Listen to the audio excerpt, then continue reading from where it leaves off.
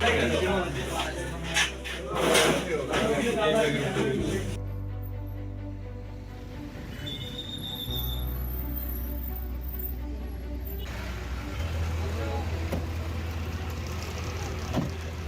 গোপালগঞ্জে এনসিপির পদযাত্রায় নিষিদ্ধ সংগঠন ছাত্রলীগের ভয়াবহ হামলার প্রতিবাদে বিশেষ অভিযান শুরু করেছে সেনাবাহিনী। সহিংসতায় জড়িত ও ঘটনার মূল পরিকল্পনাকারীদের এক একে আটক করছে সেনাবাহিনী চৌকস দলগুলো। ইতোমধ্যেই ছাত্রলীগ ও আওয়ামী লীগের ২০ জনকে গ্রেফতার করেছে বাংলাদেশি সেনাবাহিনী।